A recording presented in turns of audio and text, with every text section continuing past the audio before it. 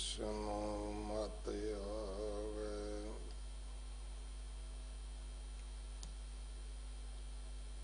सो सतगुरु माहि समाना।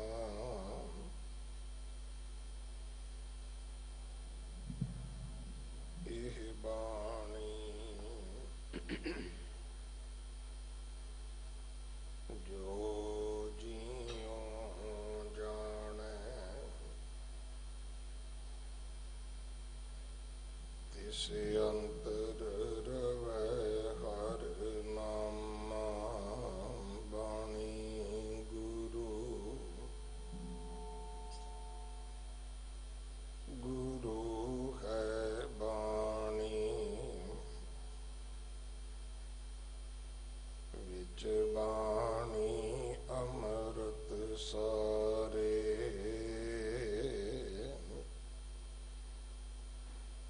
गुर बाणी कहे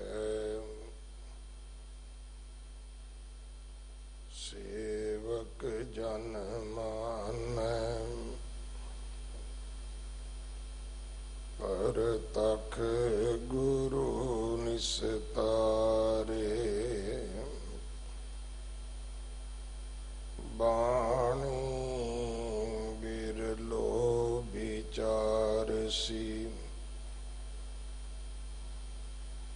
जे को गुरमुख होए।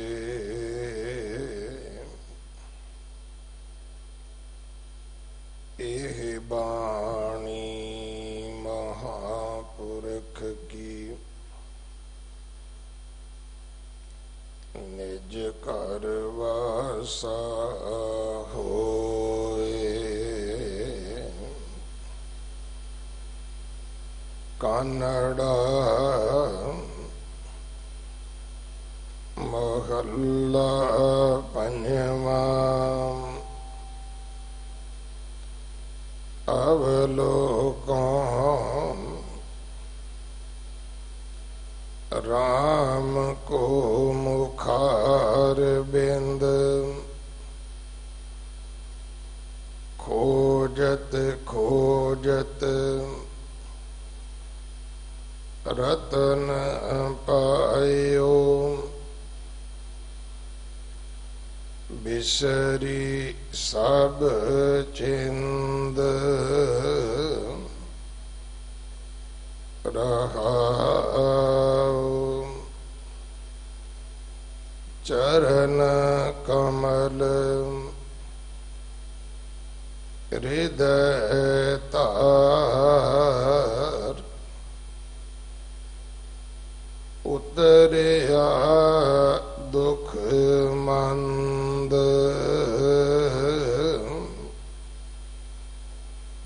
राज तन परवार मेरा। सर्ब सो गोबिंद। साध संगम लाभ पायो। नानक फिर ना मरंद। राज तन परवार मेरा। सर्ब सो गोबिंद। साध संगम लाभ पायो। नानक फिर न मरंद।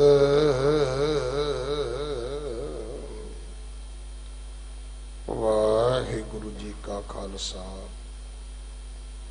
वाहिगुरु जी की फतेह।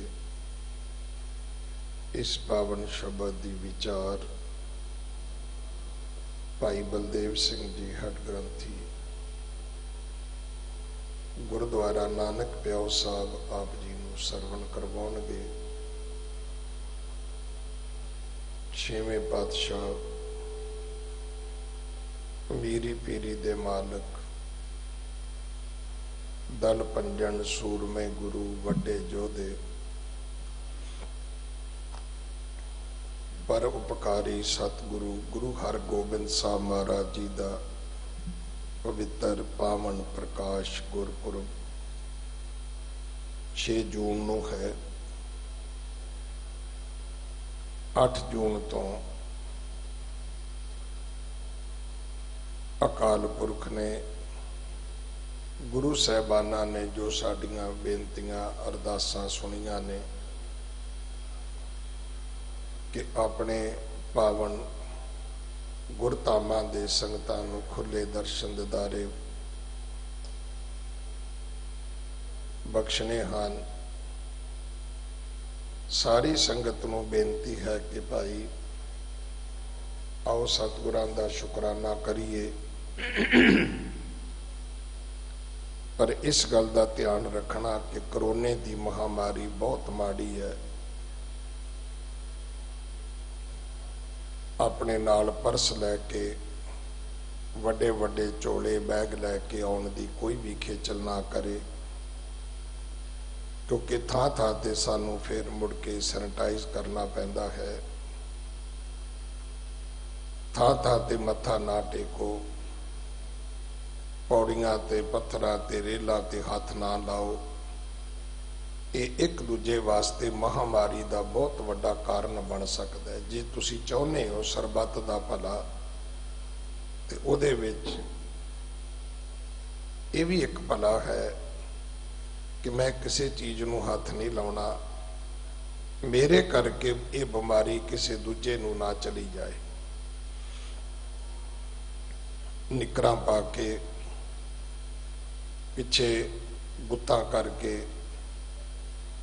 पाटियां पैंटां पा के गुरुद्वारे आउण दी कोई सज्जण खेचल ना करे। आओ सिक्खी दा मजाक ना करिए, श्रद्धालु बन के आओ, सेवक बन के आओ, बाणी पढ़ते आओ, मन विच आस्था लैके श्रद्धा विश्वास लैके आओ, झोलियां भर के लै जाओगे। सिक्खी दा मजाक ना बनाइए। जे सच्चे पातशाह ने सिक्खी बख्शी है ते अज सिक्खी दे स्वैमान दा समा है। सारी दुनिया नूं सिक्खी ते प्राउड है ते आपां नूं क्यों नहीं है। जे असी सिक्खी ते प्राउड नहीं करांगे, मान नहीं करांगे, तो चेता रखना कल नूं सिख भी साडे ते मान नहीं करनगे। उसे सिख दी सिक्खी ते मान है जिन्हों आप नूं गुरु नानक दी सिक्खी ते मान है। सो इस करके मेरी अरदास बेनती कि हे अकाल पुरख, तुसी बड़ी कृपा कीती है, साडियां अरदासां बेनतियां सुनियां ने। सो आपां भी गुरु नाल वादा करिए कि सच्चे पातशाह असी सरबत दे भले वास्ते वो सारियां गल्लां करांगे जिहड़ियां अज मनुख मात्र वास्ते जरूरी ने। कोरोने की इस महामारी दे विच जिथे आप संगतां ने लंगर दियां बहुत वड्डियां सेवावां चलाईयां ने, अज 10 बजे गुरुद्वारा बंगला साहब तो जो लंगर ऑन व्हील दियां तकरीबन 15 गड्डियां चालू होणगियां। ये अगले 6 महीने वास्ते जिथे जिथे भी कोई लोड़वंद होएगा, भुखा होएगा, गुरुद्वारे की गड्डी आप जाके उत्थे लंगर सर्व करेगी, आप जाके लंगर वरताएगी। आओ इन्हां सेवावां दे विच अपना हिस्सा पाइए। लंगर छकाउणा सिक्खी दा सिद्धांत है। इस करके भाई इस इन्हां सेवावां नूं जे अज तुसीं निभाया है ते तुहाडे सामने है। दुनिया दे विच सिक्खी दी जय जयकार होई है। सो इहदे विच अपनी सेवा जरूर भेजो। गुरुद्वारा बंगला साहब की जिहड़ी किचन है उन्हों अज दे समय के मुताबक खानी बनाया जा रहा है। नवीं कुकिंग वास्ते ਪਕਾਉਣ ਵਾਸਤੇ ਮਸ਼ੀਨਾਂ ਲੱਗਣਗੀਆਂ, ਦੂਣੀ ਤੀਣੀ ਇਹਦੀ ਕਪੈਸਿਟੀ ਵਧੇਗੀ ਕਿ 2-3 ਟਾਈਮ ਜ਼ਿਆਦਾ ਲੰਗਰ ਤਿਆਰ ਹੋਵੇਗਾ। ਉਹਨੇ ਸਮੇਂ ਵਿੱਚ ਲੰਗਰ ਅਸਥਾਨ ਨੂੰ ਸੋਹਣਾ ਬਣਾਇਆ ਜਾ ਰਿਹਾ ਹੈ। ਇਸੇ ਤਰ੍ਹਾਂ ਸੀਸਗੰਜ ਸਾਹਿਬ ਨੂੰ ਸੋਹਣਾ ਬਣਾਇਆ ਜਾ ਰਿਹਾ ਹੈ।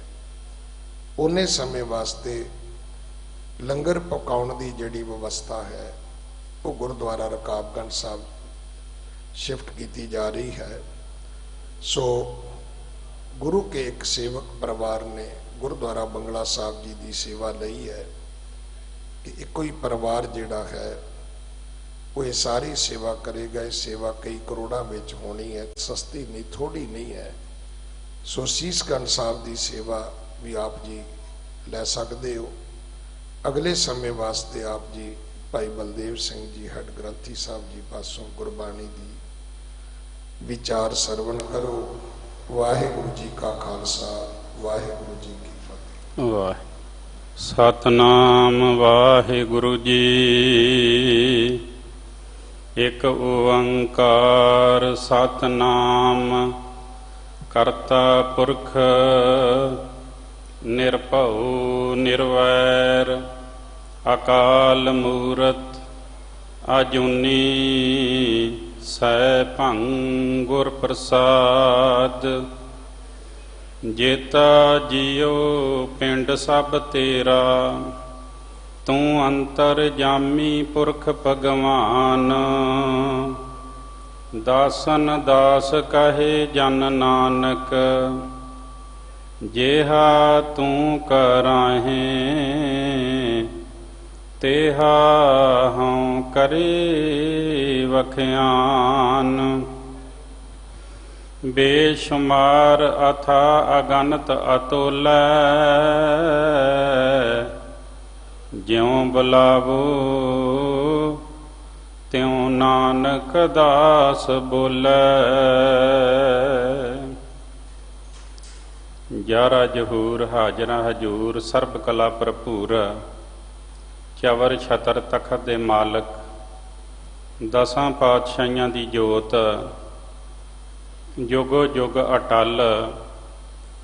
ਧੰਨ ਧੰਨ ਸਾਹਿਬ ਸ੍ਰੀ ਗੁਰੂ ਗ੍ਰੰਥ ਸਾਹਿਬ ਜੀ ਦੀ ਪਵਿੱਤਰ ਪਾਵਨ ਹਜ਼ੂਰੀ ਅੰਦਰ ਬਿਰਾਜਮਾਨ ਪਰਮ ਸਨਮਾਨਯੋਗ ਗੁਰੂ ਪਿਆਰੀ ਸਾਧ ਸੰਗਤ ਜੀ, ਫਤਿਹ ਬੁਲਾਓ। ਵਾਹਿਗੁਰੂ ਜੀ ਕਾ ਖਾਲਸਾ, ਵਾਹਿਗੁਰੂ ਜੀ ਕੀ ਫਤਿਹ। ਬੜੇ ਹੀ ਪਿਆਰ ਸਤਿਕਾਰ ਦੇ ਨਾਲ ਗੁਰੂ ਘਰ ਦੇ ਕੀਰਤਨੀਏ ਭਾਈ ਨਿਰਮਲ ਸਿੰਘ ਜੀ ਖਾਲਸਾ ਆਪ ਜੀ ਨੂੰ ਆਸਾ ਦੀ ਵਾਰ ਦਾ ਕੀਰਤਨ ਸਰਵਣ ਕਰਾ ਰਹੇ ਸਨ।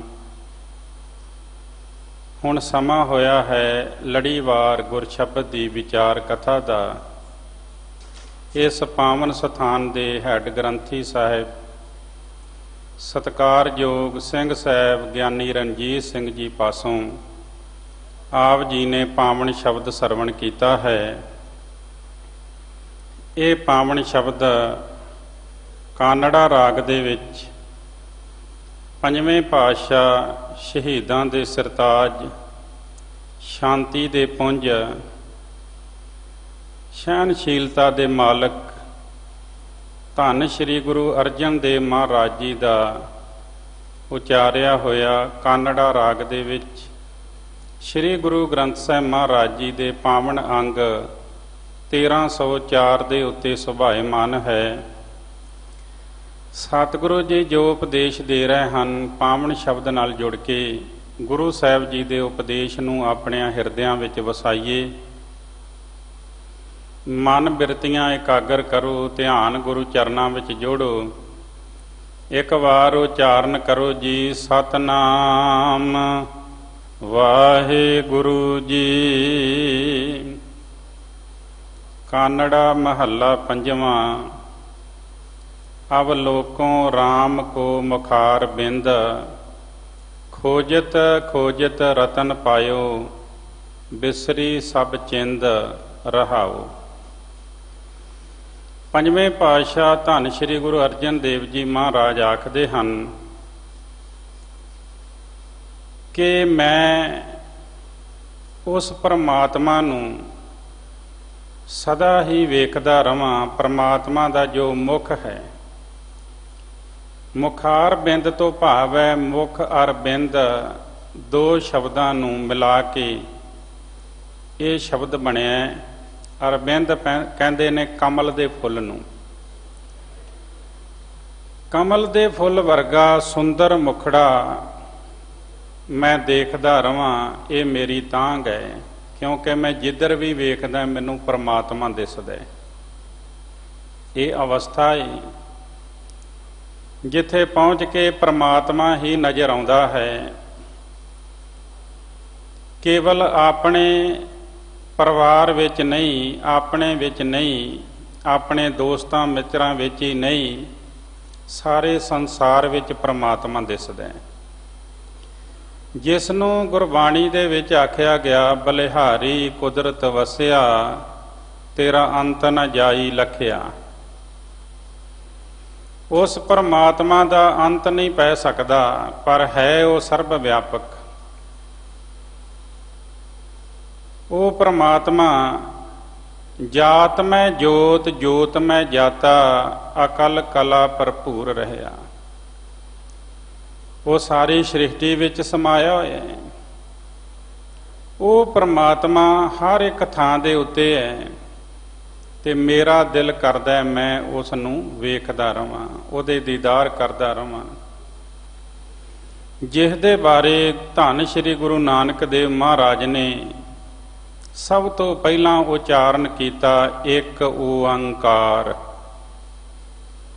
ਓੰਕਾਰ ਕਹਿੰਦੇ ਨੇ ਪਰਮਾਤਮਾ ਨੂੰ। ਪਰਮਾਤਮਾ ਇੱਕ ਹੈ, ਕੇਵਲ ਤੇ ਕੇਵਲ ਇੱਕ ਹੈ। ਅੱਗੇ ਫਿਰ ਆਖਦੇ ਨੇ ਸਤਿਨਾਮ, ਉਹਦਾ ਨਾਮ ਸਦੀਵੀ ਹੋਂਦ ਵਾਲਾ ਹੈ, ਸਦਾ ਰਹਿਣ ਵਾਲਾ। ਕਰਤਾ, ਉਹ ਸੰਸਾਰ ਨੂੰ ਬਣਾਉਣ ਵਾਲਾ ਹੈ। ਕੇਵਲ ਬਣਾਉਣ ਵਾਲਾ ਹੀ ਨਹੀਂ, ਉਹ ਸੰਸਾਰ ਦੇ ਵਿੱਚ ਵਿਆਪਕ ਵੀ ਹੈ, ਸੰਸਾਰ ਦੇ ਵਿੱਚ ਰਮਿਆ ਵੀ ਹੋਇਆ ਹੈ। ਰਾਮ ਕੋ ਮੁਖਾਰ ਬਿੰਦ, ਜੇ ਰਾਮ ਕਿਹਾ ਪਰਮਾਤਮਾ ਨੂੰ, ਇਹਦਾ ਭਾਵ ਹੈ ਜਿਹੜਾ ਰਮਿਆ ਹੋਇਆ ਹੈ। ਇੱਕ ਰਾਮ ਸ਼ਬਦ ਅਕਾਲ ਪੁਰਖ ਵਾਸਤੇ ਆਇਆ ਹੈ ਗੁਰਬਾਣੀ ਦੇ ਵਿੱਚ। ਇੱਕ ਰਾਮ ਸ਼ਬਦ ਦਸ਼ਰਥ ਜੀ ਦੇ ਸਪੁੱਤਰ ਰਾਮ ਜੀ ਵਾਸਤੇ ਆਏ। ਇੱਥੇ ਅਕਾਲ ਪੁਰਖ ਦੀ ਗੱਲ ਕੀਤੀ ਗਈ ਹੈ ਕਿ ਮੈਂ ਉਸ ਰਾਮ ਦੇ ਰਮੇ ਹੋਏ ਪ੍ਰਭੂ ਦੇ, ਅਕਾਲ ਪੁਰਖ ਦੇ ਦੀਦਾਰ ਕਰਦਾ ਰਵਾਂ। ਜਿਹੜਾ ਕਰਤਾ ਵੀ ਹੈ, ਸੰਸਾਰ ਨੂੰ ਬਣਾਉਣ ਵਾਲਾ ਵੀ ਹੈ ਤੇ ਸੰਸਾਰ ਦੇ ਵਿੱਚ ਵਿਆਪਕ ਵੀ ਹੈ। ਕਰਤਾ ਵੀ ਹੈ ਤੇ ਪੁਰਖ ਵੀ ਹੈ। ਨਿਰਭਉ ਨਿਰਵੈਰ, ਜਿਹਨੂੰ ਕਿਸੇ ਪ੍ਰਕਾਰ ਦਾ ਡਰ ਨਹੀਂ ਹੈ, ਜਿਹਦਾ ਕਿਸੇ ਦੇ ਨਾਲ ਵੈਰ ਨਹੀਂ ਹੈ। ਅਕਾਲ ਮੂਰਤ, ਮੌਤ ਦੇ ਪ੍ਰਭਾਵ ਤੋਂ ਉੱਤੇ ਹੈ, ਸਗੋਂ ਮੌਤ ਉਹਦੇ ਹੁਕਮ ਵਿੱਚ ਚੱਲਦੀ ਹੈ। ਅਜੂਨੀ, ਉਹ ਜੂਨਾਂ ਵਿੱਚ ਨਹੀਂ ਆਉਂਦਾ। ਸਹਿ ਭੰਗ, ਉਹ ਆਪਣੇ ਆਪ ਤੋਂ ਹੀ ਪ੍ਰਕਾਸ਼ਮਾਨ ਹੈ। ਤੇ ਐਸਾ ਪਰਮਾਤਮਾ ਜੋ ਹੈ ਉਹ ਗੁਰੂ ਦੀ ਕਿਰਪਾ ਦੇ ਨਾਲ ਮਿਲਦਾ ਹੈ, ਗੁਰ ਪ੍ਰਸਾਦ। ਜਿਸ ਪਰਮਾਤਮਾ ਦੇ ਬਾਰੇ ਮੂਲ ਮੰਤਰ ਦੇ ਵਿੱਚ ਦੱਸਿਆ, ਅਖੀਰ ਵਿੱਚ ਕਹਿ ਦਿੱਤਾ, ਜੇ ਉਹਨੂੰ ਪ੍ਰਾਪਤ ਕਰਨਾ ਹੈ, ਜੇ ਉਹਨੂੰ ਪਾਉਣਾ ਹੈ, ਤੇ ਫਿਰ ਗੁਰੂ ਦੀ ਕਿਰਪਾ, ਗੁਰੂ ਦੀ ਰਹਿਮਤ ਜ਼ਰੂਰੀ ਹੈ। ਜਿਹੜੇ ਗੁਰੂ ਦੀ ਸ਼ਰਨ ਵਿੱਚ ਆਏ, ਗੁਰੂ ਦੀ ਕਿਰਪਾ ਹੋਈ, ਉਹਨਾਂ ਨੇ ਪਰਮਾਤਮਾ ਦੇ ਨਾਲ ਇੱਕ ਮਿਗਤਾ ਹਾਸਲ ਕਰ ਲਈ, ਉਹ ਪ੍ਰਭੂ ਨਾਲ ਮਿਲ ਗਏ। ਉਹਨਾਂ ਦੇ ਅੰਦਰ ਪਰਮਾਤਮਾ ਵਰਗੇ ਗੁਣ ਪੈਦਾ ਹੋ ਗਏ ਤੇ ਮਨੁੱਖ ਨੇ ਕਹਿ ਦਿੱਤਾ ਇਹ ਤੇ ਰੱਬ ਵਰਗਾ ਹੈ, ਜਦੋਂ ਕਿ ਰੱਬ ਵਰਗਾ ਕੇਵਲ ਰੱਬ ਹੀ ਹੈ।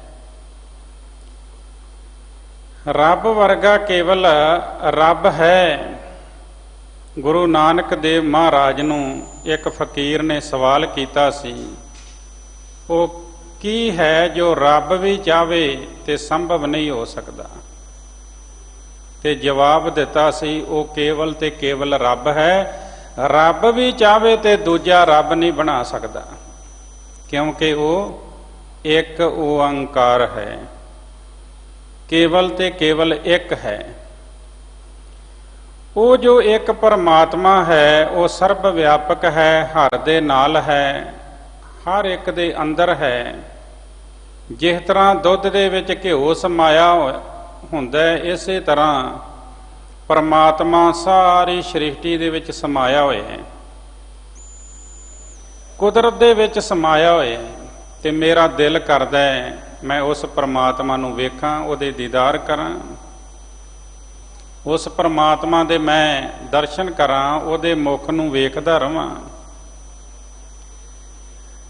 ਤੁਸੀਂ ਨਰਸਰੀ ਦੇ ਵਿੱਚ ਜਾਓ ਤੇ ਕਈ ਐਸੇ ਪੌਦੇ ਤੁਹਾਨੂੰ ਮਿਲਣਗੇ ਜਿਨ੍ਹਾਂ ਦੀ ਜੜ ਕੱਟ ਕੇ ਤੇ ਉਹਨਾਂ ਨੂੰ ਬੌਣੇ ਰੱਖਿਆ ਜਾਂਦਾ ਹੈ। ਜੜ ਕੱਟ ਦਿੱਤੀ ਜਾਂਦੀ, ਮੂਲ ਕੱਟ ਦਿੱਤਾ ਜਾਂਦਾ ਹੈ, ਛੋਟੀਆਂ ਛੋਟੀਆਂ ਜੜ੍ਹਾਂ ਰਹਿਣ ਦਿੱਤੀਆਂ ਜਾਂਦੀਆਂ ਤੇ ਬੌਣੇ ਰਹਿ ਜਾਂਦੇ ਨੇ, ਆਕਾਰ ਨਹੀਂ ਵੱਧਦਾ, ਵੱਧਦੇ ਫੁੱਲਦੇ ਨਹੀਂ। ਹੇ ਮਨੁੱਖ, ਤੇਰਾ ਮੂਲ ਹੈ ਪਰਮਾਤਮਾ, ਤੇ ਜੇ ਤੂੰ ਪਰਮਾਤਮਾ ਮੂਲ ਦੇ ਨਾਲੋਂ ਟੁੱਟ ਗਿਆ ਤੇ ਤੇਰਾ ਵੀ ਆਤਮਿਕ ਵਿਕਾਸ ਨਹੀਂ ਹੋਏਗਾ। ਆਤਮਿਕ ਤੌਰ ਤੇ ਵਧਣਾ ਫੁੱਲਣਾ ਤੇਰਾ ਬੰਦ ਹੋ ਜਾਏਗਾ। ਜੇ ਚਾਹੁੰਦਾ ਹੈ ਕਿ ਆਤਮਿਕ ਤੌਰ ਤੇ ਤੂੰ ਤਰੱਕੀ ਕਰੇ ਤੇ ਫਿਰ ਇੱਕ ਮੂਲ ਦੇ ਨਾਲ ਜੁੜ ਜਾ, ਤੇਰਾ ਆਤਮਿਕ ਜੀਵਨ ਪਲਰੇਗਾ। ਸਤਿਗੁਰੂ ਨਾਨਕ ਦੇਵ ਜੀ ਮਹਾਰਾਜ ਨੇ ਸਾਨੂੰ ਇੱਕ ਪਰਮਾਤਮਾ ਦੇ ਨਾਲ ਜੋੜਿਆ, ਜਿਹਦੇ ਦੀਦਾਰ ਵਾਸਤੇ ਪੰਜਵੇਂ ਪਾਤਸ਼ਾਹ ਕਹਿੰਦੇ ਮੈਂ ਸਦਾ ਹੀ ਉਸ ਪਰਮਾਤਮਾ ਨੂੰ ਵੇਖਦਾ ਰਵਾਂ। ਆ ਜਿਹੜਾ ਸਮਾਂ ਪਿੱਛੇ ਲੰਘ ਕੇ ਗਿਆ ਹੈ, ਕਿਸਾਨ ਕੀ ਕਰਦਾ ਹੈ, ਖੇਤੀ ਕੱਟਦਾ ਹੈ ਤੇ ਫੱਕੀ ਤੂੜੀ ਵੱਖ ਹੋ ਜਾਂਦੀ ਤੇ ਦਾਣੇ ਵੱਖ ਹੋ ਜਾਂਦੇ ਨੇ। ਉਹਨਾਂ ਦਾਣਿਆਂ ਨੂੰ ਘਰ ਲੈ ਆਉਂਦਾ।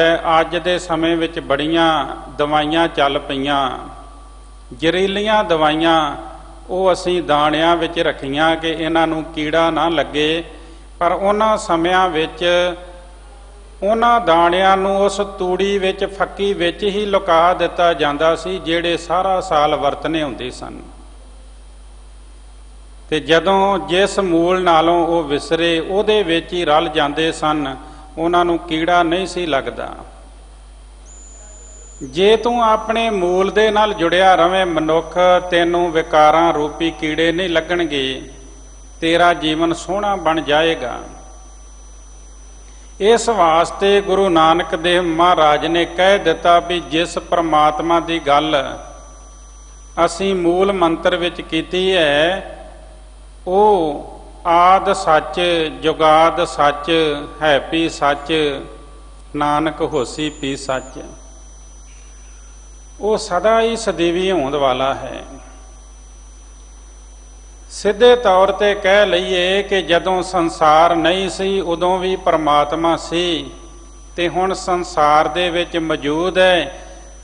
ਜੇ ਕਿਤੇ ਸੰਸਾਰ ਨਹੀਂ ਵੀ ਹੋਵੇਗਾ ਤੇ ਤਾਂ ਵੀ ਪਰਮਾਤਮਾ ਮੌਜੂਦ ਰਹੇਗਾ, ਕਿਉਂਕਿ ਉਹ ਕਿਤੇੋਂ ਆਇਆ ਨਹੀਂ, ਇਸ ਵਾਸਤੇ ਉਹਨੇ ਕਿਤੇ ਜਾਣਾ ਨਹੀਂ।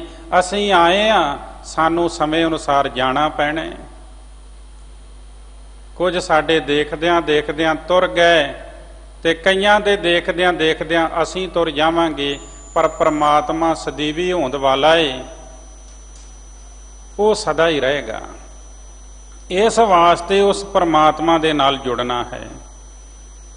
ਓੰਕਾਰ ਬ੍ਰਹਮਾ ਉਤਪਤ, ਓੰਕਾਰ ਕੀਆ ਜਿਨ ਚਿਤ, ਓੰਕਾਰ ਸੈਲ ਜੁਗ ਭੈ, ਓੰਕਾਰ ਵੇਦ ਨਿਰਮੈ। ਸਭ ਕੁਝ ਪਰਮਾਤਮਾ ਤੋਂ ਹੀ ਬਣਿਆ ਹੈ, ਪਰਮਾਤਮਾ ਤੋਂ ਹੀ ਸਾਰਾ ਕੁਝ ਹੋਂਦ ਵਿੱਚ ਆਇਆ ਹੈ। ਭਗਤ ਨਾਮਦੇਵ ਜੀ ਵੀ ਆਖਦੇ ਨੇ, ਪਹਿਲ ਪੁਰੀਏ ਪੁੰਡਰਕ ਵਨਾ, ਤਾਂ ਚੇ ਹੰਸਾ ਸਗਲੇ ਜਨਾ। ਪਹਿਲ ਪੁਰੀਏ, ਇੱਥੇ ਪੁਰੀਏ ਦਾ ਅਰਥ ਹੈ ਪਹਿਲਾਂ, ਕਿਉਂਕਿ ਸੰਸਕ੍ਰਿਤ ਭਾਸ਼ਾ ਦੇ ਵਿੱਚ ਭਗਤ ਜੀ ਨੇ ਉਚਾਰਨ ਕੀਤਾ, ਪਹਿਲਾਂ ਪਹਿਲ ਜਿਹੜਾ ਸੰਸਾਰ ਬਣਿਆ ਮਾਨੋ ਕੌਲ ਫੁੱਲਾਂ ਦਾ ਖੇਤ ਹੈ। ਇਹ ਸਾਰੇ ਜੀ ਜੰਤ ਇਸ ਖੇਤ ਦੇ ਹੰਸ ਹਨ, ਕ੍ਰਿਸ਼ਨਾ ਤੇ ਜਾਨਉ ਹਰ ਹਰ ਨਚੰਤੀ ਨਾਚਨਾ।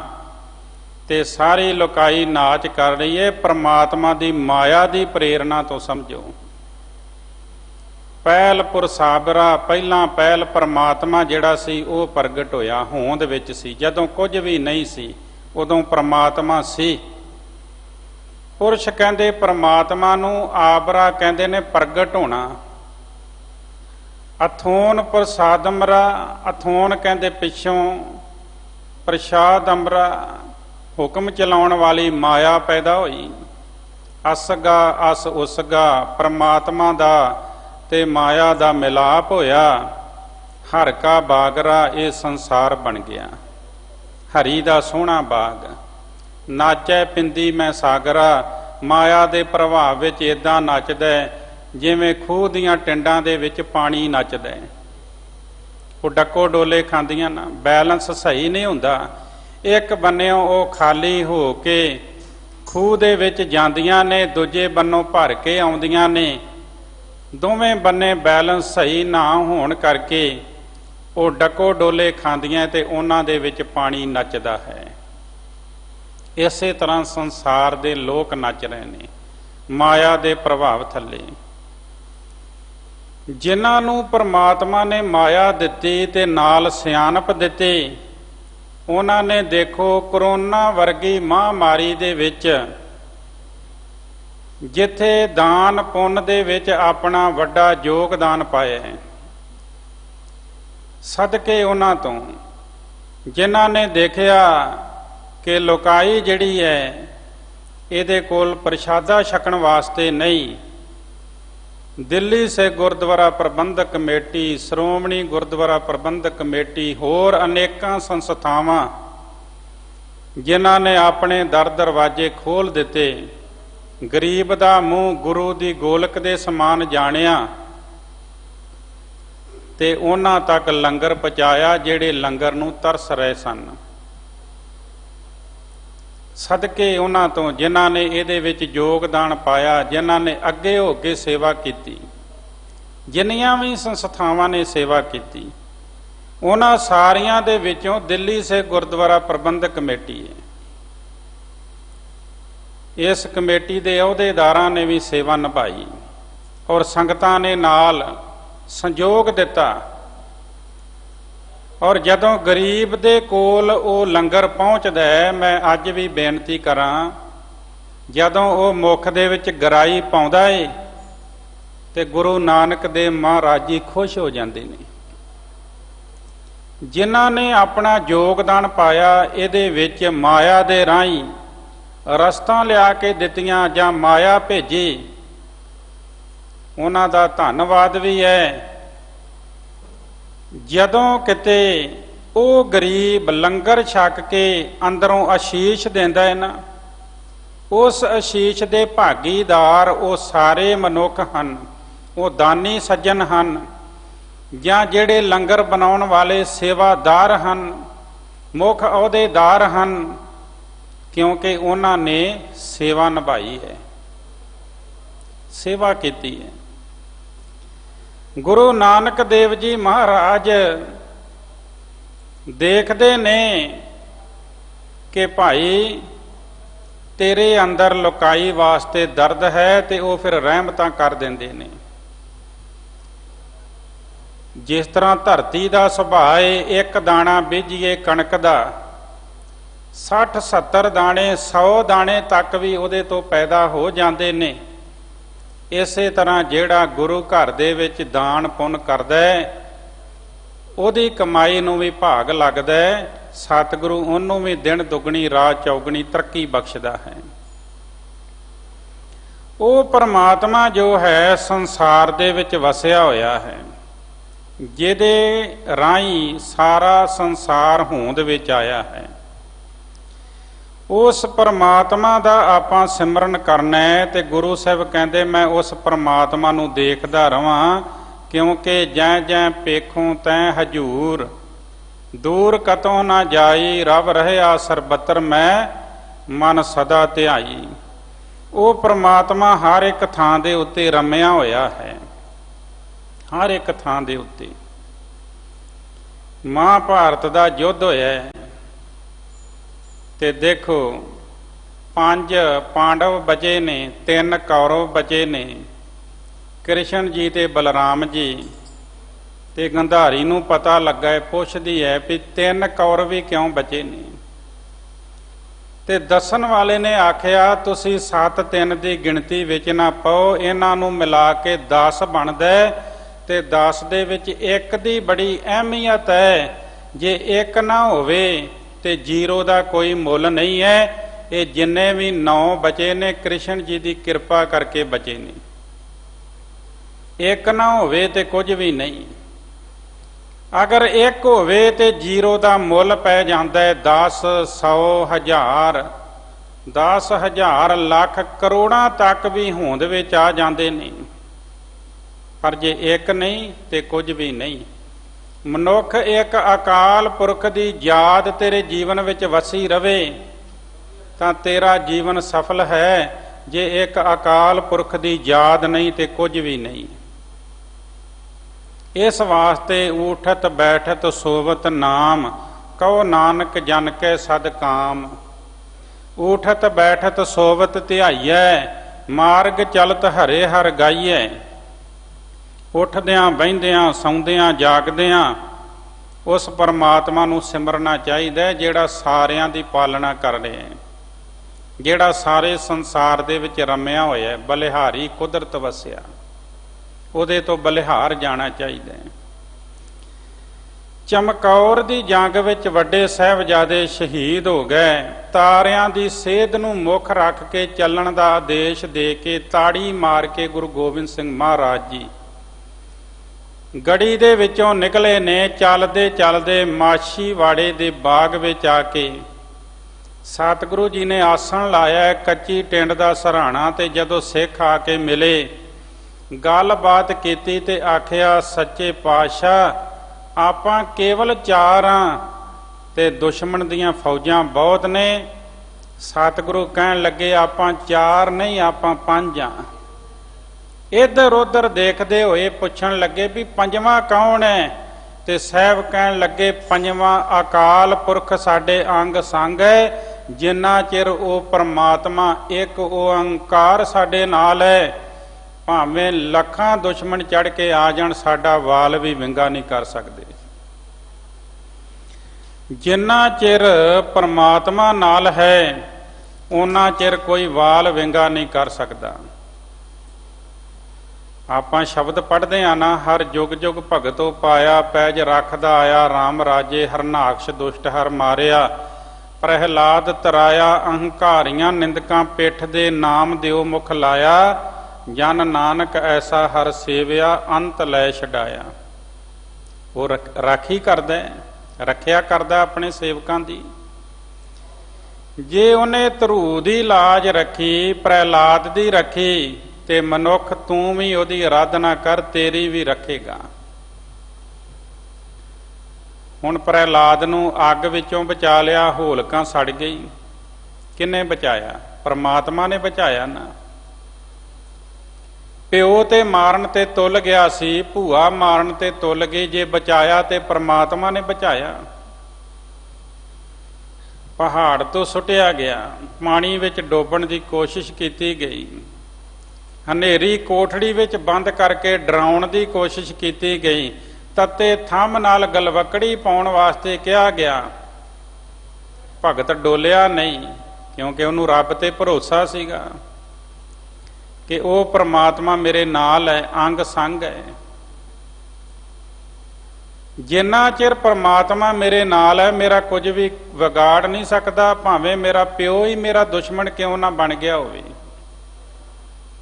ਤੇ ਰੱਬ ਨੇ ਫਿਰ ਪੈਜ ਰੱਖੀ, ਨਾਮਦੇਵ ਦੀ ਪੈਜ ਰੱਖੀ।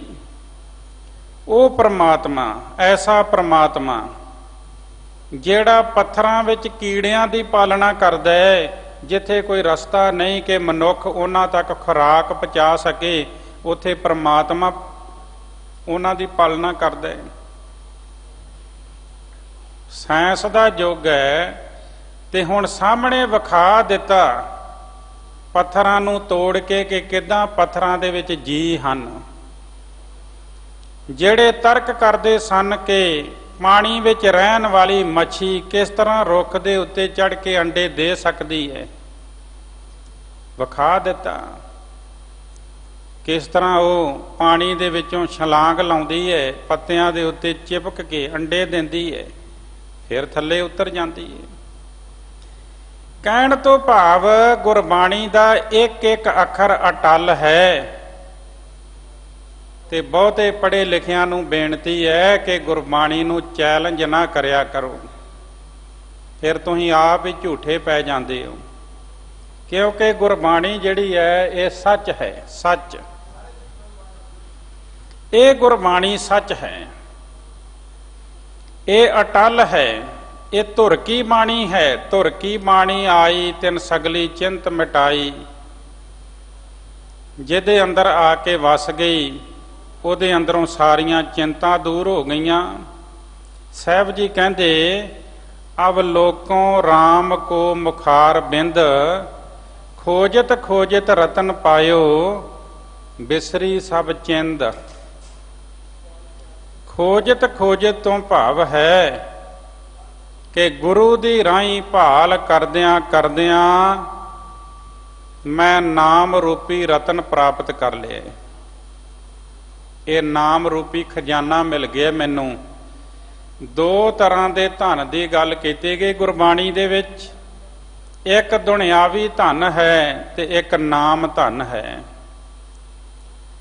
ਦੁਨਿਆਵੀ ਧਨ ਮਨੁੱਖ ਦੇ ਕੋਲ ਸਦਾ ਨਹੀਂ ਰਹਿੰਦਾ, ਕਦੇ ਆਉਂਦਾ ਕਦੇ ਚਲੇ ਜਾਂਦਾ। ਕਾਚਾ ਧਨ ਸੰਚੈ ਮੂਰਖ ਗਵਾਰ, ਮਨਮੁਖ ਭੂਲੇ ਅੰਧ ਗਵਾਰ। ਵਿਖਿਆ ਕੈ ਧਨ ਸਦਾ ਦੁੱਖ ਹੋਏ, ਨਾ ਸਾਥ ਜਾਏ ਨਾ ਪ੍ਰਾਪਤ ਹੋਏ। ਇਹ ਦੁਨਿਆਵੀ ਧਨ ਨੂੰ ਜੋੜ ਕੇ ਸੰਤੋਖ ਨਹੀਂ ਮਿਲਦਾ, ਪਰ ਨਾਮ ਧਨ ਜਿਹੜਾ ਇਹ ਸੰਤੋਖ ਦਿੰਦਾ ਹੈ। ਇਹ ਫਰਕ ਹੈ।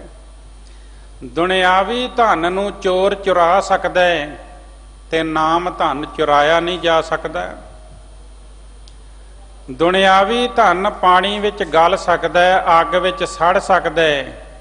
ਨਾਮ ਧਨ ਨੂੰ ਨਾ ਪਾਣੀ ਗਾਲ ਸਕਦਾ ਹੈ, ਨਾ ਅੱਗ ਸਾੜ ਸਕਦੀ ਹੈ। ਇਹ ਨਾਮ ਧਨ, ਨਾਮ ਖਜ਼ਾਨਾ ਮੈਨੂੰ ਗੁਰੂ ਦੇ ਰਾਹੀਂ ਭਾਲ ਕਰਦਿਆਂ ਕਰਦਿਆਂ ਪ੍ਰਾਪਤ ਹੋ ਗਿਆ ਹੈ। ਇਹ ਨਾਮ ਖਜ਼ਾਨਾ ਜਿਹੜਾ ਨਾਲ ਨਿਭਣ ਵਾਲਾ ਹੈ। ਦੁਨਿਆਵੀ ਧਨ ਤੇ ਇੱਥੇ ਰਹਿ ਜਾਣਾ। ਸਾਚਾ ਧਨ ਗੁਰਮਤੀ ਪਾਏ, ਗੁਰੂ ਦੀ ਮੱਤ ਤੇ ਚੱਲਿਆਂ ਸੱਚੇ ਧਨ ਦੀ ਪ੍ਰਾਪਤੀ ਹੁੰਦੀ, ਨਾਮ ਧਨ ਦੀ ਪ੍ਰਾਪਤੀ ਹੁੰਦੀ ਹੈ। ਸਤਿਗੁਰ ਸਿੱਖ ਕੋ ਨਾਮ ਧਨ ਦੇ, ਗੁਰ ਕਾ ਸਿੱਖ ਵੱਡ ਭਾਗੀ ਹੈ। ਪਰ ਜਿਹੜਾ ਦੁਨਿਆਵੀ ਧਨ ਹੈ, ਕਾਚਾ ਧਨ ਫੁਨ ਆਵੇ ਜਾਏ, ਇਹ ਕਦੇ ਆ ਜਾਂਦਾ ਕਦੇ ਚਲੇ ਜਾਂਦਾ। ਜਦੋਂ ਆਉਂਦਾ ਏ ਤੇ ਮਨੁੱਖ ਬੜਾ ਉਛਾਲੇ ਮਾਰਦਾ ਹੈ, ਤੇ ਜਦੋਂ ਚਲੇ ਜਾਂਦਾ ਫਿਰ ਨਿੰਮੂ ਝੂਣਾ ਹੋ ਜਾਂਦਾ, ਫਿਰ ਉਦਾਸ ਹੋ ਜਾਂਦਾ। ਪਰ ਨਾਮ ਧਨ ਦੀ ਨਿਸ਼ਾਨੀ ਹੈ, ਤੁਹਾਡੇ ਜੀਵਨ ਵਿੱਚ ਆ ਜਾਵੇ ਤੇ ਨਾਲ ਨਿਭਦਾ ਹੈ। ਇਸ ਵਾਸਤੇ ਨਾਮ ਧਨ ਜੀਵਨ ਵਿੱਚ ਜ਼ਰੂਰੀ ਹੈ। ਦੁਨਿਆਵੀ ਧਨ ਵੀ ਸਿੱਖ ਦੇ ਕੋਲ ਹੋਣਾ ਚਾਹੀਦਾ ਹੈ ਤੇ ਨਾਮ ਧਨ ਵੀ ਹੋਣਾ ਚਾਹੀਦਾ ਹੈ। ਦੁਨਿਆਵੀ ਧਨ ਦੇ ਨਾਲ ਨਾਲ ਜੇ ਨਾਮ ਧਨ ਹੋਏਗਾ ਤੇ ਦੁਨਿਆਵੀ ਧਨ ਵੀ ਸਫਲਾ ਹੋਵੇਗਾ। ਤੇ ਜੇ ਇਕੱਲਾ ਦੁਨਿਆਵੀ ਧਨ ਹੋਵੇ ਤੇ ਫਿਰ ਉਹਦੀ ਮਨੁੱਖ ਕੁਵਰਤੋਂ ਕਰ ਦਿੰਦਾ ਹੈ, ਫਿਰ ਮਾੜੇ ਤਰੀਕੇ ਨਾਲ ਖਰਚ ਕਰਦਾ ਹੈ। ਤੇ ਜੇ ਨਾਮ ਧਨ ਹੈ ਫਿਰ ਧਨ ਨੂੰ, ਦੁਨਿਆਵੀ ਧਨ ਨੂੰ ਵਰਤਣ ਦਾ ਤਰੀਕਾ ਚੰਗਾ ਹੋ ਜਾਂਦਾ ਹੈ। ਜਿਸ ਤਰ੍ਹਾਂ ਹੁਣ ਦਾਨੀ ਸੱਜਣਾ ਨੇ ਮਾਇਆ ਭੇਜੀ, ਇਸ ਸੇਵਾ ਦੇ ਵਿੱਚ ਆਪਣਾ ਯੋਗਦਾਨ ਪਾਇਆ। ਇਹ ਧਨ ਖਰਚਣ ਦਾ ਤਰੀਕਾ ਚੰਗਾ ਹੈ, ਕਿਉਂਕਿ ਸਿੰਘ ਸਾਹਿਬ ਗਿਆਨੀ ਰਣਜੀਤ ਸਿੰਘ ਜੀ ਸਮੇਂ-ਸਮੇਂ ਤੇ ਬੇਨਤੀ ਕਰਦੇ ਰਹਿੰਦੇ ਨੇ। ਇੱਥੋਂ ਤੱਕ ਕਿ ਜਦੋਂ ਸਰਕਾਰ ਨੇ ਆਖਿਆ ਵੀ ਗੁਰਦੁਆਰੇ ਬੰਦ ਕਰੋ, ਤੇ ਭਾਈ ਸਾਹਿਬ ਜੀ ਨੇ ਆਖਿਆ ਸੀ ਕਿ ਭਾਵੇਂ ਮੈਨੂੰ ਸਰਕਾਰ ਅੰਦਰ ਕਰ ਦੇਵੇ, ਪਰ ਮੈਂ ਐਸਾ ਨਹੀਂ ਕਰਾਂਗਾ ਕਿ ਕੋਈ ਕਵੇ ਵੀ ਗੁਰੂ ਗ੍ਰੰਥ ਸਾਹਿਬ ਮਹਾਰਾਜ ਜੀ ਦਾ ਪ੍ਰਕਾਸ਼ ਨਾ ਕਰੋ। ਪ੍ਰਕਾਸ਼ ਜਿਸ ਤਰ੍ਹਾਂ ਹੁੰਦਾ ਆ ਰਿਹਾ ਉਸੇ ਤਰ੍ਹਾਂ ਹੋਵੇਗਾ। ਔਰ ਸਿੱਖ ਦਾ ਨੇਮ ਹੈ ਕਿ ਉਹ ਗੁਰੂ ਸਾਹਿਬ ਜੀ ਦੇ ਦਰਸ਼ਨ ਦੀਦਾਰੇ ਕਰਦਾ ਹੈ, ਸੰਗਤ ਵਿੱਚ ਬੈਠਦਾ ਹੈ, ਪਰ ਸਮੇਂ ਅਨੁਸਾਰ ਬੇਨਤੀ ਕੀਤੀ ਗਈ ਘਰਾਂ ਵਿੱਚ ਰਹਿ ਕੇ ਸਹਿਜ ਪਾਠ ਕਰੋ, ਗੁਰਬਾਣੀ ਪੜ੍ਹੋ, ਮੂਲ ਮੰਤਰ ਗੁਰਮੰਤਰ ਦਾ ਜਾਪ ਕਰੋ। ਗੁਰੂ ਦੇ ਦਰ ਤੇ ਜੇ ਕੋਈ ਆਉਂਦਾ ਵੀ ਹੈ ਤੇ ਨਮਸਕਾਰ ਕਰਕੇ ਥੋੜੇ ਸਮੇਂ ਦੇ ਵਿੱਚ ਵਾਪਸ ਜਾਵੇ, ਕਿਉਂਕਿ ਪ੍ਰਸ਼ਾਸਨ ਦੇ ਨਾਲ ਨਾਲ ਵੀ ਚੱਲਣਾ ਹੈ। ਮੈਨੂੰ ਨਾਮ ਰਤਨ ਪ੍ਰਾਪਤ ਹੋ ਗਿਆ, ਨਾਮ ਖਜ਼ਾਨਾ ਲੱਭ ਗਿਆ। ਜੇ ਨਾਮ ਜੀਵਨ ਵਿੱਚ ਹੈ ਤੇ ਸਾਰਾ ਕੁਝ ਹੈ। ਸਾਚਾ ਨਾਮ ਮੇਰਾ ਆਧਾਰੋ। ਇਹ ਪ੍ਰਮਾਤਮਾ ਦਾ ਸਦੀਵੀ ਸਦਾ ਰਹਿਣ ਵਾਲਾ ਨਾਮ ਮੇਰੇ ਜੀਵਨ ਦਾ ਆਸਰਾ ਹੈ। ਐਸਾ ਆਸਰਾ ਸਾਚ ਨਾਮ ਆਧਾਰ ਮੇਰਾ, ਜਿਨ ਭੁੱਖਾਂ ਸਭ ਗਵਾਈਆਂ। ਕਰ ਸ਼ਾਂਤ ਸੁਖ ਮਨ ਆਏ ਵਸਿਆ, ਜਿਨ ਇੱਛਾ ਸਭ ਪੁਜਾਈਆਂ। ਸਦਾ ਕੁਰਬਾਨ ਕੀਤਾ ਗੁਰੂ ਵਿਟੋਂ, ਜਿਸ ਦੀਆਂ ਇਹ ਵਡਿਆਈਆਂ। ਕਹੇ ਨਾਨਕ ਸੁਣੋ ਸੰਤੋ, ਸ਼ਬਦ ਧਰੋ ਪਿਆਰੋ। ਸਾਚਾ ਨਾਮ ਮੇਰਾ ਆਧਾਰੋ। ਸਿੱਖ ਕੌਮ ਜਦੋਂ ਵੀ ਭੀੜ ਬਣੇ ਸੰਸਾਰ ਦੇ ਵਿੱਚ ਪਿੱਛੇ ਨਹੀਂ ਰਹਿੰਦੀ। ਜਿੱਥੇ ਨਾਮ ਜਪਦੀ, ਕਿਰਤ ਕਰਦੀ, ਗੁਰੂ ਸਾਹਿਬ ਜੀ ਦੇ ਸਿਧਾਂਤਾਂ ਦੀ ਪਾਲਣਾ ਕਰਦੀ, ਤੇ ਉੱਥੇ ਨਾਲ ਨਾਲ ਵੰਡ ਛਕੋ ਦੀ ਵੀ ਪਾਲਣਾ ਕਰਦੀ ਹੈ। ਹਰ ਖੇਤਰ ਦੇ ਵਿੱਚ ਜਦੋਂ ਵੀ ਕਿਤੇ ਕੌਮ ਤੇ ਭੀੜ ਪਵੇ, ਸੰਸਾਰ ਦੇ ਉੱਤੇ ਭੀੜ ਪਵੇ, ਵਿਪਤਾ ਆਵੇ, ਤੇ ਪਹਿਲ ਕਦਮੀ ਜਿਹੜੀ ਉਹ ਸਿੱਖਾਂ ਦੀ ਹੁੰਦੀ ਹੈ। ਜਦੋਂ ਗੁਰੂ ਘਰਾਂ ਦੇ ਉੱਤੇ ਵੀ ਕੋਈ ਆਕਰਮਣ ਕਰੇ, ਉਦੋਂ ਵੀ ਸਿੱਖ ਫਿਰ ਅੱਗੇ ਸੀਨਾ ਚੌੜਾ ਕਰਕੇ ਖਲੋ ਜਾਂਦਾ ਹੈ ਕਿ ਪਹਿਲਾਂ ਗੁਰੂ ਘਰ ਤੇ ਹਮਲਾ ਕਰਨ ਵਾਲਿਆ, ਤੂੰ ਮੇਰੇ ਨਾਲ ਮੁਕਾਬਲਾ ਕਰ। ਜਿੰਨਾ ਚਿਰ ਮੇਰੇ ਅੰਦਰ ਸਵਾਸ ਨੇ, ਮੈਂ ਆਪਣੇ ਗੁਰੂ ਦੇ ਦਰ ਦੀ ਪਹਿਰੇਦਾਰੀ ਕਰਾਂਗਾ। ਕਿਤੇ ਸਮਾਂ ਆਇਆ ਸੀ, ਬਾਬਾ ਦੀਪ ਸਿੰਘ ਵਰਗਿਆਂ ਯੋਧਿਆਂ ਨੇ 18 ਸ਼ੇਰ ਦਾ ਖੰਡਾ ਪਕੜ ਕੇ ਦੁਸ਼ਮਣ ਦੇ ਆਹੂ ਲਾਏ ਸਨ, ਔਰ ਪ੍ਰਣ ਜਿਹੜਾ ਪੂਰਾ ਕੀਤਾ, ਹਰਿਮੰਦਰ ਸਾਹਿਬ ਆਜ਼ਾਦ ਕਰਾ ਕੇ ਸ਼ਹਾਦਤ ਪਾਈ। ਸਮੇਂ ਸਮੇਂ ਦੇ ਉੱਤੇ ਜੇ ਕਿਤੇ ਐਸਾ ਵੀ ਹੋਇਆ, ਕਿਸੇ ਨੇ ਕਹਿ ਦਿੱਤਾ ਵੀ ਸਿੱਖ ਤੇ ਮੁੱਕ ਗਏ ਹਨ, ਤੇ ਭਾਵੇਂ 2 ਸਿੰਘ ਸਨ, ਇੱਕ ਨੂੰ 1.25 ਲੱਖ ਦੇ ਬਰਾਬਰ ਸਮਝਦੇ ਸਨ, ਉਹਨਾਂ ਨੇ ਨੂਰ ਦੀ ਸਰਾਂ ਦੇ ਲਾਗੇ ਝਬਾਲ ਨੂੰ ਜਾਣ ਵਾਲੀ ਸੜਕ ਦੇ ਉੱਤੇ ਪਹਿਰਾ ਲਾ ਲਿਆ ਤੇ ਟੈਕਸ ਲਾਉਣਾ ਸ਼ੁਰੂ ਕਰ ਦਿੱਤਾ। ਫੌਜਾਂ ਚੜੀਆਂ, ਮੁਕਾਬਲਾ ਕੀਤਾ, ਸ਼ਹਾਦਤ ਪਾ ਗਏ। ਪਰ ਇਸ ਗੱਲ ਨੂੰ ਉਹਨਾਂ ਨੇ ਸਵੀਕਾਰ ਨਾ ਕੀਤਾ ਵੀ ਸਿੱਖ ਮੁੱਕ ਗਏ। ਭਾਵੇਂ 2 ਸਨ ਤਾਂ ਵੀ ਮੋਰਚਾ ਲਾ ਦਿੱਤਾ। ਸੋਚੀ ਸਮਝੀ ਚਾਲ ਦੇ ਅਨੁਸਾਰ ਜੇ ਕਿਤੇ ਹਰਿਮੰਦਰ ਸਾਹਿਬ ਦੇ ਉੱਤੇ ਅਟੈਕ ਕੀਤਾ ਗਿਆ 84 ਦੇ ਵਿੱਚ, ਤਾਂ ਵੀ ਮੋਰਚਾ ਲਾਉਣ ਵਾਲੇ ਦਮਦਮੀ ਟਕਸਾਲ ਦੇ ਸਿੰਘ, ਗੁਰੂ ਘਰ ਦੇ ਸੇਵਕ ਸੰਤ ਜਰਨੈਲ ਸਿੰਘ ਜੀ ਭਿੰਡਰਾਂ ਵਾਲੇ, ਆਉਂਦੇ ਸਮੇਂ ਦੇ ਵਿੱਚ ਉਹ ਦਿਨ ਆ ਰਹੇ ਹਨ। ਕਹਿਣ ਤੋਂ ਭਾਵ ਹੈ ਕਿ ਸਿੱਖ ਹਰ ਕਦਮ ਜਿਹੜਾ ਵਾ ਉਹ ਗੁਰੂ ਘਰ ਦੀ ਬਹਾਲੀ ਵਾਸਤੇ, ਆਪਣੀ ਕੌਮ ਵਾਸਤੇ, ਜਾਂ ਫਿਰ ਸੰਸਾਰ ਦੇ ਵਿੱਚ ਕੋਈ ਬਿਪਤਾ ਆ ਜਾਏ, ਉਹ ਸਭ ਤੋਂ ਅੱਗੇ ਆ ਕੇ ਆਪਣਾ ਕਦਮ ਰੱਖਦਾ ਹੈ, ਉਹ ਸੇਵਾ ਦੇ ਵਿੱਚ ਆਪਣਾ ਯੋਗਦਾਨ ਪਾਉਂਦਾ ਹੈ।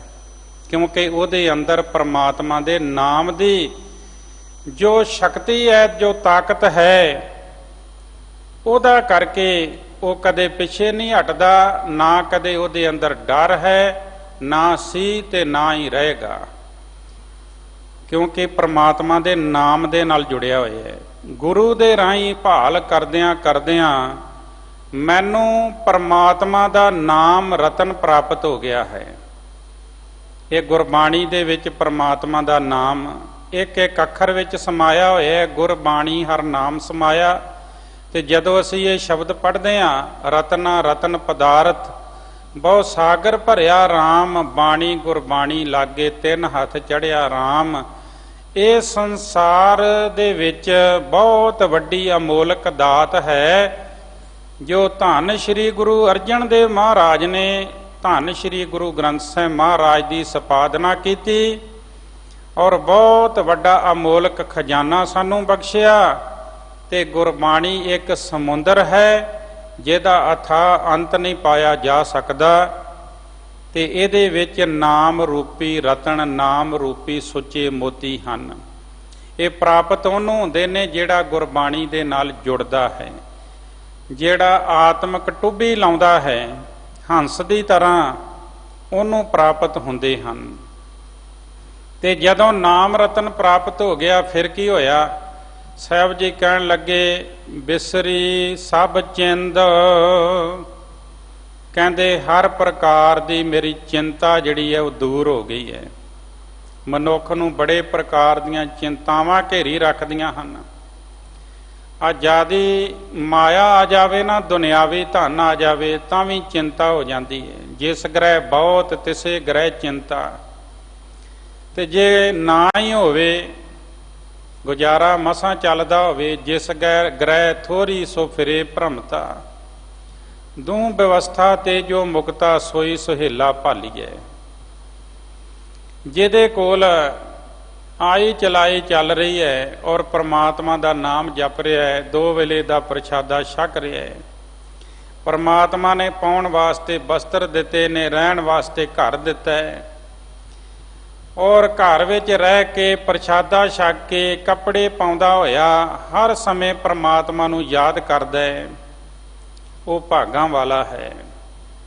ਤੇ ਜਿਹੜਾ ਵੱਡੇ ਵੱਡੇ ਮਹਿਲਾਂ ਵਿੱਚ ਰਹਿ ਕੇ ਵੀ ਪ੍ਰਮਾਤਮਾ ਨੂੰ ਯਾਦ ਨਹੀਂ ਕਰਦਾ, ਜਿਸ ਪ੍ਰਮਾਤਮਾ ਨੇ ਇੰਨਾ ਕੁਝ ਦੇ ਦਿੱਤਾ ਉਹਨੂੰ ਯਾਦ ਨਹੀਂ ਕਰਦਾ, ਤੇ ਉਹਦੇ ਮਾੜੇ ਭਾਗ ਹਨ। ਅੱਗੇ ਸਾਹਿਬ ਜੀ ਕਹਿੰਦੇ, ਚਰਨ ਕਮਲ ਹਿਰਦੈ ਧਾਰ, ਪ੍ਰਮਾਤਮਾ ਦੇ ਸੋਹਣੇ ਚਰਨ ਕਮਲ ਹਿਰਦੇ ਵਿੱਚ ਵਸਾ ਕੇ, ਕਿਉਂਕਿ ਜਿਹਦੀ ਪ੍ਰੀਤ ਚਰਨਾਂ ਨਾਲ ਜੁੜ ਜਾਂਦੀ ਹੈ ਉਹ ਕਹਿੰਦਾ ਵੀ ਹੋਰ ਕੁਝ ਚਾਹੀਦਾ ਹੀ ਨਹੀਂ। ਚਰਨ ਕਮਲ ਕੀ ਮੌਜ ਮੈਂ ਰਹੂੰ ਅੰਤ ਅਰ ਆਦ, ਕਬੀਰ ਸਾਹਿਬ ਜੀ ਆਖਦੇ ਨੇ। ਸ਼ੁਰੂ ਤੋਂ ਲੈ ਕੇ ਅਖੀਰ ਤੱਕ ਚਰਨ ਕਮਲਾਂ ਦੀ ਮੌਜ ਦੇ ਵਿੱਚ ਹੀ ਰਵਾਂ। ਰਾਜ ਨਾ ਚਾਹੂੰ ਮੁਕਤ ਨਾ ਚਾਹੂੰ, ਮਨ ਪ੍ਰੀਤ ਚਰਨ ਕਮਲਾਰੇ। ਨਾ ਰਾਜ ਭਾਗ ਚਾਹੀਦਾ ਹੈ, ਨਾ ਮੁਕਤੀ ਚਾਹੀਦੀ ਹੈ, ਕਿਉਂਕਿ ਪ੍ਰਭੂ ਚਰਨਾਂ ਦੇ ਨਾਲ ਪ੍ਰੀਤ ਜੁੜੀ ਹੋਈ ਹੈ। ਚਰਨ ਕਮਲਾਂ ਨੂੰ ਹਿਰਦੇ ਵਿੱਚ ਵਸਾ ਕੇ ਉਤਰਿਆ ਦੁੱਖ ਮੰਦ, ਮੇਰਾ ਹਰ ਪ੍ਰਕਾਰ ਦਾ ਮੰਦ ਕਹਿੰਦੇ ਨੇ ਮੰਦਾ ਭੈੜਾ ਦੁੱਖ ਜਿਹੜਾ ਸੀ ਉਹ ਉਤਰ ਗਿਆ, ਦੂਰ ਹੋ ਗਿਆ, ਹਰ ਪ੍ਰਕਾਰ ਦਾ ਦੁੱਖ ਦੂਰ ਹੋ ਗਿਆ। ਕਿਉਂਕਿ ਪਰਮਾਤਮਾ ਦੁੱਖ ਦੂਰ ਕਰਨ ਵਾਲਾ ਹੈ। ਉਹ ਪਰਮਾਤਮਾ ਦੁੱਖ ਹੰਤਾ ਸੁਖ ਰਾਸ, ਸੁੱਖਾਂ ਦੀ ਰਾਸ ਪੂੰਜੀ ਹੈ, ਦੁੱਖਾਂ ਨੂੰ ਦੂਰ ਕਰਨ ਵਾਲਾ, ਦੁੱਖਾਂ ਨੂੰ ਖਪਾਉਣ ਵਾਲਾ ਹੈ। ਤੇ ਜਿਹੜਾ ਪਰਮਾਤਮਾ ਦੇ ਚਰਨ ਕਮਲਾਂ ਨਾਲ ਜੁੜ ਜਾਂਦਾ ਹੈ ਉਹਦਾ ਹਰ ਪ੍ਰਕਾਰ ਦਾ ਦੁੱਖ ਦੂਰ ਹੋ ਜਾਂਦਾ ਹੈ। ਉਹ ਚਾਹੇ ਸਰੀਰਕ ਦੁੱਖ ਹੋਵੇ ਚਾਹੇ ਮਾਨਸਿਕ ਦੁੱਖ ਹੋਵੇ, ਚਿੰਤਾ ਫਿਕਰ ਵੀ ਉਹਦੇ ਦੂਰ ਹੋ ਜਾਂਦੇ ਨੇ। ਸਾਹਿਬ ਜੀ ਬਾਣੀ ਵਿੱਚ ਕਹਿੰਦੇ, ਸਾਥ ਸਾਥ ਸਿਮਰੋ ਗੋਬਿੰਦ, ਮਾਨ ਅੰਤਰ ਕੀ ਉਤਰੈ ਚਿੰਦ। ਵਾਕਈ ਪਰਮਾਤਮਾ ਦਾ ਨਾਮ ਲੈਣ ਦੇ ਨਾਲ ਮਨ ਦੀਆਂ ਜਿਹੜੀਆਂ ਚਿੰਤਾਵਾਂ ਨੇ ਉਹ ਦੂਰ ਹੋ ਜਾਂਦੀਆਂ ਨੇ। ਕਿਤੇ ਵੀ ਢੋਈ ਨਾ ਮਿਲਦੀ ਹੋਵੇ, ਮਨੁੱਖ ਨੂੰ ਕੋਈ ਆਸਰਾ ਨਾ ਦਿੰਦਾ ਹੋਵੇ, ਮੁਸ਼ਕਲਾਂ ਤੇ ਮੁਸ਼ਕਲਾਂ ਆ ਗਈਆਂ ਹੋਣ, ਜਾ ਕੋ ਮੁਸ਼ਕਲ ਅਤ ਬਣੇ ਢੋਈ ਕੋਈ ਨਾ ਦੇ।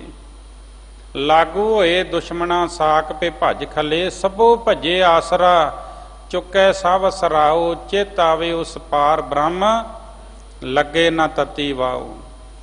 ਉਸ ਸਮੇਂ ਵੀ ਜੇ ਪ੍ਰਮਾਤਮਾ ਚੇਤੇ ਆ ਜਾਵੇ ਤੇ ਤਤੀ ਵਾਹ ਨਹੀਂ ਲੱਗਦੀ ਮਨੁੱਖ ਨੂੰ। ਉਹ ਪ੍ਰਮਾਤਮਾ ਆਪ ਰੱਖਿਆ ਕਰਦਾ ਹੈ। ਉਹਦਾ ਨਾਮ ਜਪਿਆਂ, ਉਹਦੀ ਸਿਫਤ ਕੀਤਿਆਂ ਹਰ ਪ੍ਰਕਾਰ ਦਾ ਜਿਹੜਾ ਦੁੱਖ ਹੈ ਉਹ ਦੂਰ ਹੋ ਜਾਂਦਾ ਹੈ।